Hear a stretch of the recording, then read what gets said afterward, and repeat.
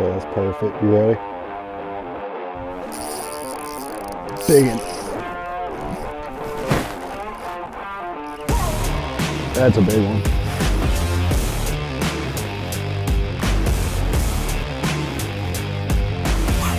There we go. That's more what we're after. Well, what's going on, guys? I'm Mike here with FishUSA. Today we're out here on one of the beautiful Great Lakes. We're going to be going over some electronics, especially, you know, the Livescope's big nowadays, so we're going to go over some forward and perspective stuff, as well as even some side scan and down scan imaging, stuff like that with the Lowrance and Humminbird back to dash. So should be a good day. Stay tuned and hopefully we'll whack them. All right, so first things first, we're sitting here looking at perspective. We got a big smallmouth on bed. We're out here on a big sand flat. You know, there's some grass and sand transitions out here. But basically, once you find one of these, you power pull down if you have them. If not, you want to set up kind of downwind just so you can control the boat better and not spook the fish. But you can see here on the screen, got about 25 feet out, got a big female on nest. You can see her starting to light up and glow. She's sitting down in the bed. But yeah, basically, as soon as you hit her, she's gonna bite. But we'll go over how you find them and different ways to target them out here using this technology, perspective and forward, so should be good. But that's crazy how like each fish has its own personality, and when you're bed fishing for either largemouth or smallmouth, perspective or not perspective, you gotta find their sweet spot, because every fish has a place they like to sit on their own bed. Whether it's a rock, a little pebble, a stick, patch of grass, something they like, or even where they drop their eggs sometimes.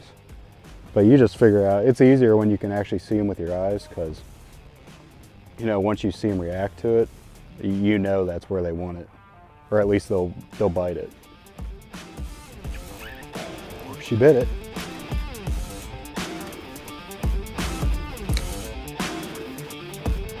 Okay, that's perfect. You ready?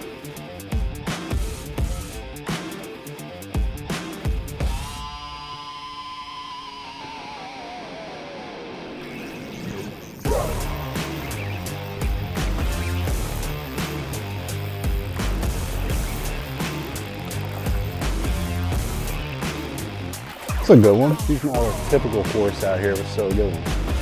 As you can tell, I'm no Elite Series guy, but we got her. Took a couple flips, but once you figure out where they want it on the bed, it's pretty lights out. That's probably a little 2-pounder. Not fresh. Been there for a minute, but first one of the day.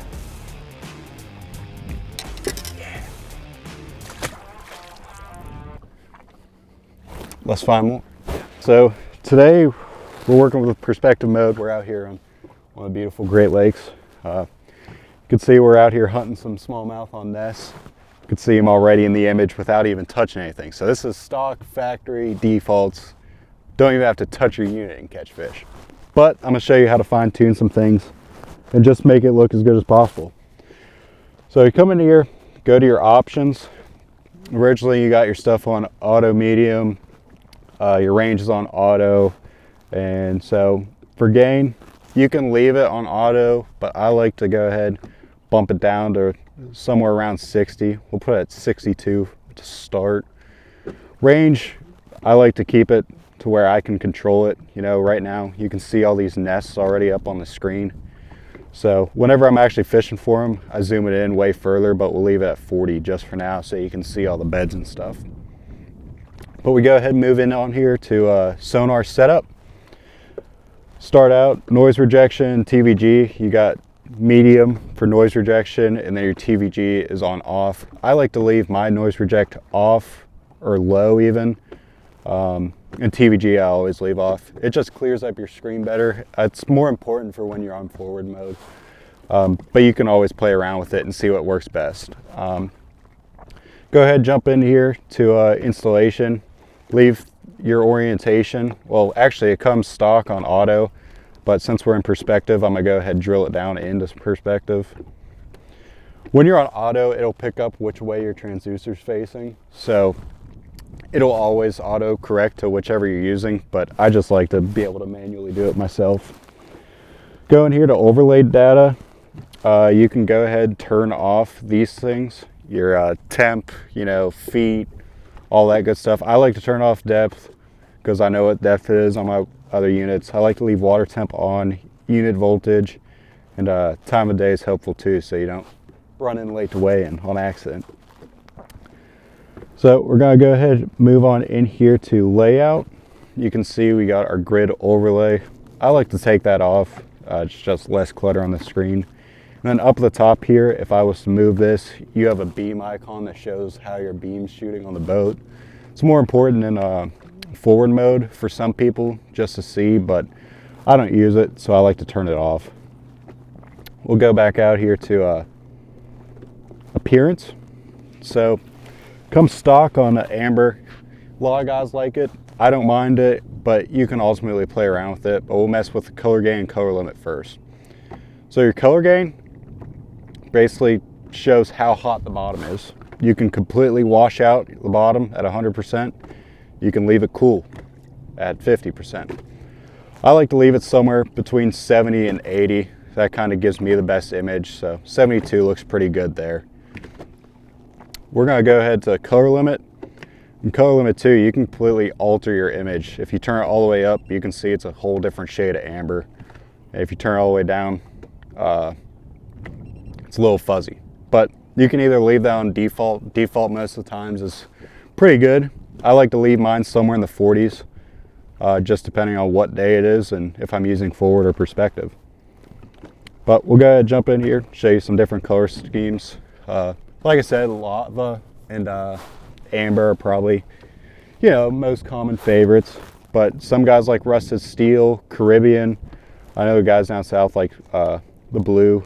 But you play around with those, see what works best for your eyes, and also the conditions. You know, if it's cloudy and overcast, you might like a different palette. If it's bright sunny, you might need something that you can see a little bit better. So just keep that in mind. And again, it's different for every unit. You have your GPS map units, you have your Echo map units, and then this one is a 1643, 16-inch unit. So everything's got a different processor, same black box, same transducer. So these are just how you fine tune these things and make it look as good as possible. But we'll go ahead and show you here. This is how you adjust your range on this unit. You can hit plus or minus, zoom in or out. You can see up top here. Here's a bed with 2 fish in it. You go over here too, you can turn up your gain, make it hotter, make it colder, whatever looks best for you. But yeah, this is basic setups on how to use perspective mode. Oh, and one more thing, you can come in here to options. You got your 3 bars, that's where you access everything else, but you see this one with the 3 dots and a star. This is your presets. Factory, it comes with a couple. I know there's one for bait balls. I cleared those out. I have mine set up just the way I like it. I have mine set up where I have a forward and a perspective, so that way if I'm on the water and need to switch between them, I can be more efficient. I just click them. I got my settings in there just the way I like it. But you can go in here to manage. This is how you rename, edit, delete, and reset them. And then come here, if you want to save them, you click save, new, and then you can name it just whatever you want, and then you just hit done, and it's saved in there. But I'm not gonna do that just because I got mine already set up. But that's just a way you can be more efficient on the water and keep you catching more bass. Look at that ball of bait rolling across the screen. Just completely washed out the bed. There's a bed and bass underneath that, but that's crazy. Seeing then the bed's visible again. Just goes to show you how healthy these fisheries are. That there's that much bait that just there's no problem rolling across one's bed. Oh my gosh. Dude, this is a big one. Oh my gosh. Do you see how hot she got and swim away? Shoot, I might have to go to drop shot. Out here on the Great Lakes, you get a bunch of this bottom slime, especially in the spring, because everything's starting to grow up. Grass is starting to grow. So sometimes when you're throwing a bottom bait, it really gets all over your bait. So we're gonna go ahead and switch over to a drop shot and throw it on this bed and see if we can get this big old brown one to lock in on a drop shot instead. Right here, all we're doing is nose rigging, you know, Berkeley Maxent flatworm, available at FishUSA. Yeah.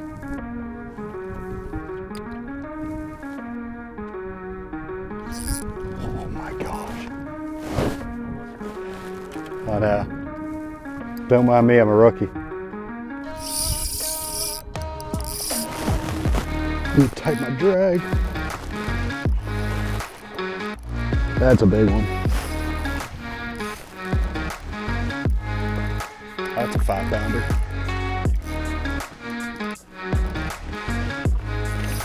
Oh my gosh.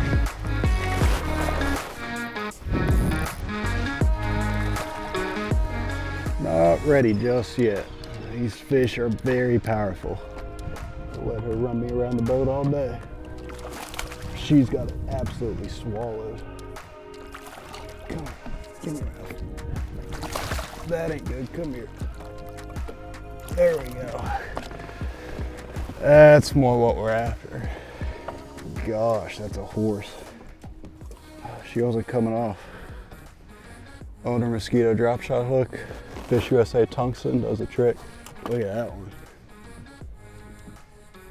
Let's get a little weight on her. Crazy thing is, there's about 8 more of her friends out there that look about the same size. $4.89. Is it? Yep. Get this gorgeous girl back to her home. Oh gosh, take it easy.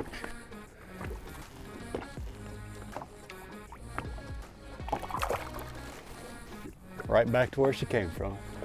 Yeah, so we went ahead and relocated another nest. With the wind and weather conditions, we switched to a drop shot over a Ned rig, just to be more efficient casting and being able to feel these subtle bites, because these fish are a little bit finicky because there was a cold front the last 2 days, but they sure are locked on, and it's pretty fun out here. We'll go ahead and see if we can't go ahead and get this one. All right, take 2.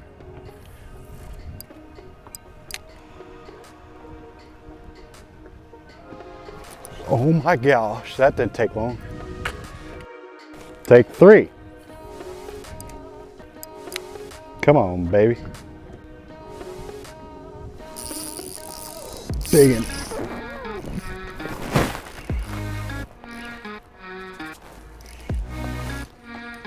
That one's been there for a minute. You can tell by their colors. It's a good one.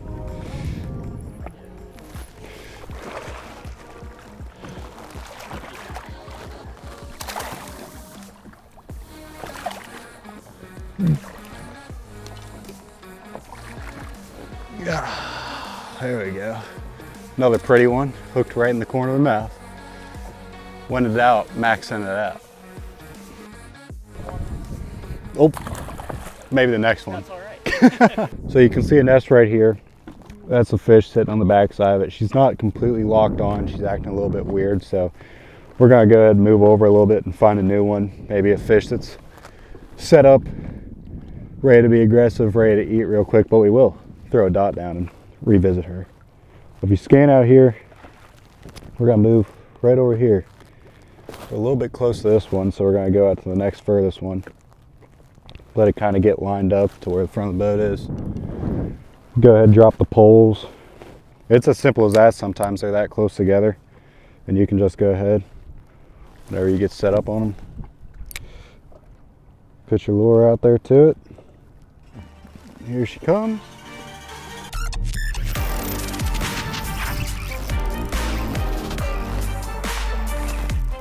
Acrobat.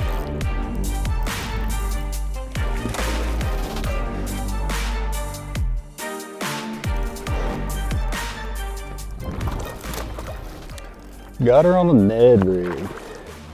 Just hooked bottom jaw. Gonna have to scoop. There you go. Another beautiful Great Lakes Smallmouth. Finesse TRD head, 1/10 ounce. Z-Man TRD, available at FishUSA. Smallmouth candy. See you later, buddy.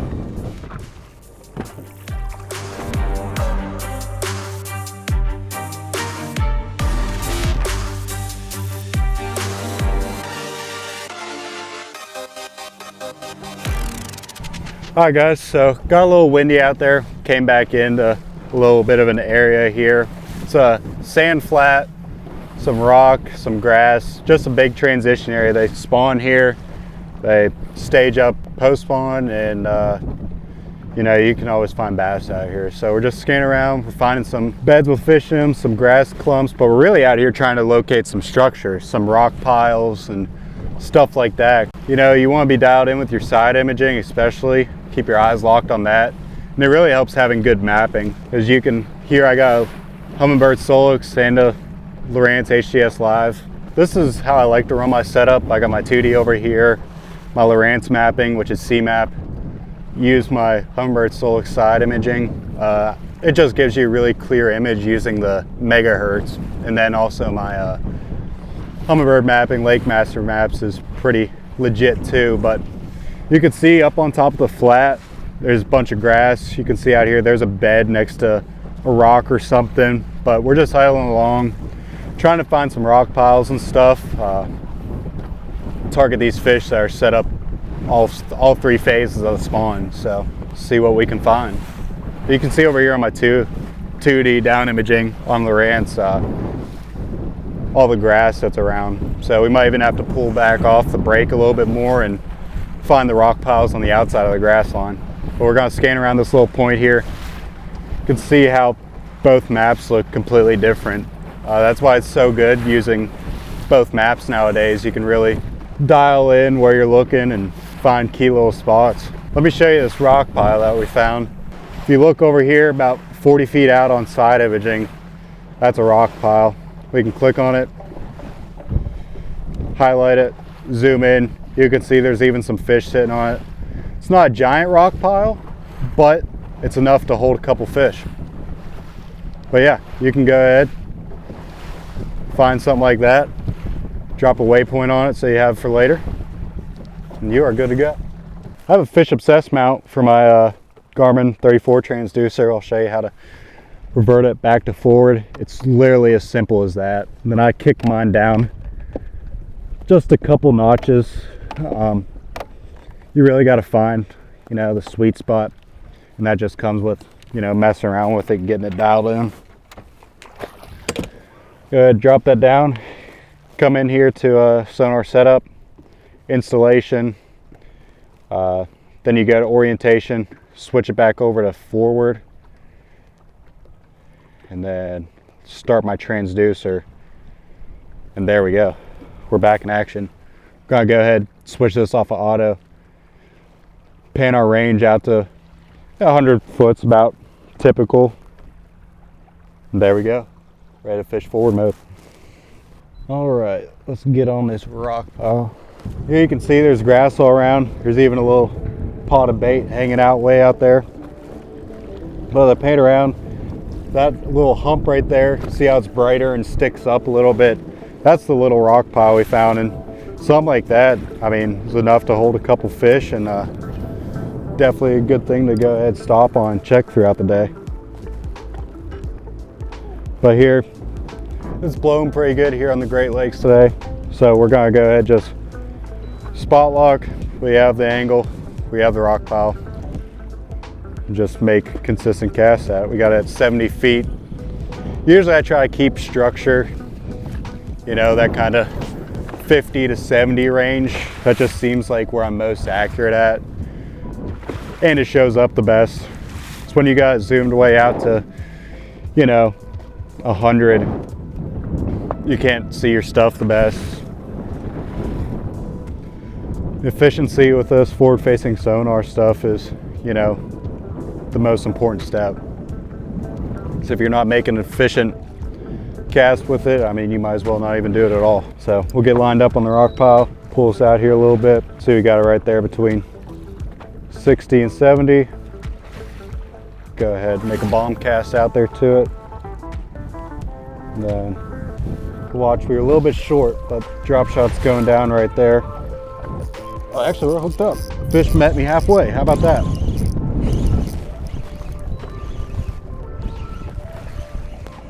Look at that. Your favorite rock guys. Plenty of these guys out here too, especially after you know, mid-spawn and stuff. Rock bass and panfish and stuff like to move into the areas where, you know, the bass like to pre-spawn on. I was gonna say, I didn't see my drop shot go down because he picked it up before it made the bottom. Go ahead, make another fling out this way. Drop shot's going down to the bottom. Spot lock, just make it easy on us. And I'm pretty sure another rock bass has got it already, but we're gonna have to go somewhere else, Bob. I mean, they're loaded on it. I mean, if you want to come out here, catch rock bass, panfish, fill your box up with some goodies to take home with you and eat, come out here, scan for structure, and you will catch fish. That one's not a rock bass. If it is, it's a big one. What do we got? Little largemouth. It's like we said, multi-species, you know, everything kind of shares their territory out here unless it's the king of the castles. Once those big smallmouth move into their staging areas, they kind of kick everything else off. But this time of year, you can catch everything out here on structure. That's a rock pop. That's a rock pop. That's a rock pop. All right, so here, this is pretty much stock out of the box. This is default settings for your forward facing sonar. We'll go in here to options. When you first get in here, has gain on auto medium. Gain, we're gonna probably bump it to around 72. We'll leave that somewhere in that kind of 68 to 76 is like prime. Depth range, I don't like to leave it on auto. So for here at this spot, we'll put on 20. Forward, it comes in auto because it can detect which way your transducer is facing and oriented. But we'll go ahead and move the forward range actually out to say 100. It's pretty common. Sonar setup. So coming here, you got your noise rejection, ghost rejection, TVG. I like to put noise rejection low or even off sometimes. Ghost reject, we'll run it off, and then TVG, I like to run off as well. You can mess with them, but I like some clutter just so I don't miss any detail when I'm actually looking at things on here. So we'll go into overlay data. This is your temp, depth, voltage, time, all that stuff. I like to turn the depth off just so it clears up. So when I'm actually using forward facing sonar to fish a jighead minnow, if they get close to the boat, I can see them pretty good at close distance. I like to leave everything else up just because that's stuff that I look at throughout the day. We'll go in here to installation. This is where you get your stabilization. Sometimes you need to put stabilize on, but I like to leave mine off for now. Focus, fresh, orientation. This is what I was talking about earlier, the orientation. So it's in auto right now. We're gonna go ahead, switch it, keep it on forward. Sometimes it'll bounce back and forth for whatever reason, but since we're using forward mode, we'll keep it on forward. And then into the good stuff, go to the appearance. So this is amber color scheme. It's pretty good. I use it sometimes, but really you just gotta play around with it and figure out which one you like. But we'll move into color gain. Color gain makes it either hot or makes the bottom cold. I like to leave mine on about, you know, between 70 and say 85. That looks pretty good right here with the amber color. We'll go back out here to color limit. Color limit changes the tone of what you're working with, so you can completely change the shade of amber it's in. Default's pretty good. I like to run mine though around in the 40s somewhere. It just kind of clears up some things, and that's just what I'm used to. So we'll put that there on 43 for now. Trails off, bottom fill off. Then we'll go back in here, appearance. You can play around with the color. You know, there's rusted steel, works pretty good. Caribbean's pretty good. Amber is probably the most popular. You get in here, some people like this blue setting. Not my favorite, but again, it's whatever you like. It also depends on your eyes and the weather conditions. If it's super overcast, one might pop better than the other. If it's super sunny, you might want to change it up too. So, but we'll go ahead and leave it on amber for now. That's just kind of your basic settings. But yeah, once we're out here on the main screen, you know, out here, this is a 1643 unit, 16-inch Garmin unit. So it'll be different for the Echo Map series, the GPS Map series as well. But down here, this is where you play with your range. You can move it out, move it in, and then this is how you play with your gain on the fly. You can zoom it in, make it real bright and washed out. You can back it down a good bit too. This is your depth. You can change it on the fly too. I usually like to keep mine, you know, 20 to 30. It depends on how deep you're fishing, really. But yeah, that's the basic steps to setting up your forward facing sonar. Oh, there's one more. We'll go ahead and turn off the overlay. So you go in here to layout and you see how we have the grid lines off. I mean, they're on, but I like to turn them off just because you get a clear image. Once you really go with it and dial it in, you don't really need it on to see what you're looking at, but it does help when you're first starting off with it. But yeah, that's basic setups to get your forward mode looking good on your Garmin Livescope. That's what a rock pile looks like on forward mode. Scan over here, there's another rock pile right under us. Go ahead, spot lock us here. That's what it looks like in forward mode. We'll show you what it looks like in perspective too. I like to pause my sonar too when it's out of the water. I just hit transmit off. But for you guys real quick, this FishUSA mount makes it real easy. If you can get your hands on any kind of transducer mount, I would advise it. But flips just like that. Go ahead, put it in perspective.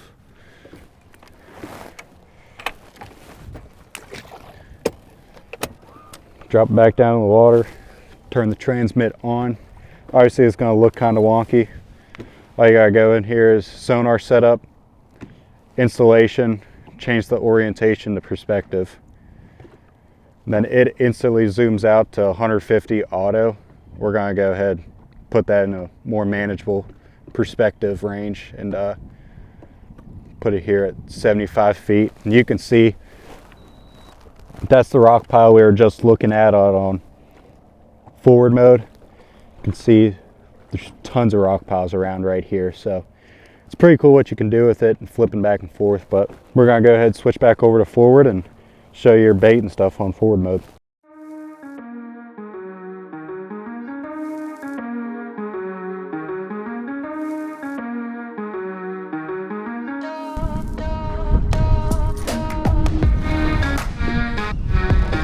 That didn't take long.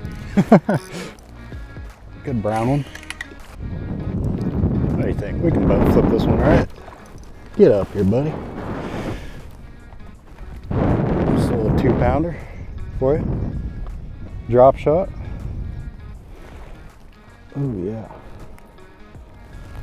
Hooked real good. But yeah, that's how you do it with forward mode on a drop shot. Get this little guy back in the water.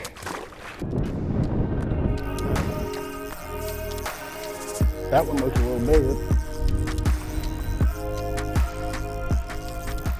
Yeah. Digging. Come here, princess. There we go. It's a thick little one. Look at that. Great Lakes, a little small though. It's a male too.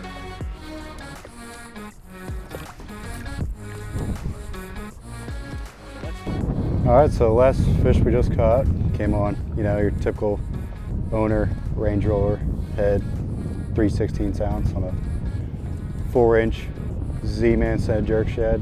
Smelt color. It's hard to beat out here or anywhere, but you know, pretty standard. Whenever it's blowing or different conditions or different depths, you know, mess around with the head weight, different fish, different moods, you know, you can catch them on different head weights and stuff, and also minnow styles. But yeah, that's what we're using today, paired with a Shimano Vanford 2500 and a Phoenix rod. But it's a pretty stellar setup.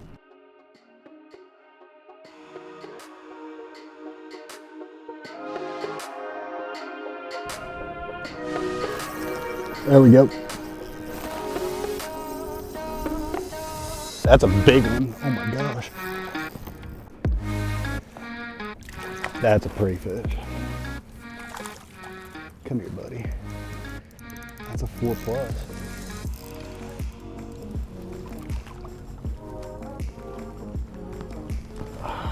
And that's a good one to end things on, guys. Hope everything today that we talked about helps you catch more fish. I know Livescope can be difficult to learn or even approach when you first get it, but definitely use some of those tactics and get your screen set up and have some eat it like that.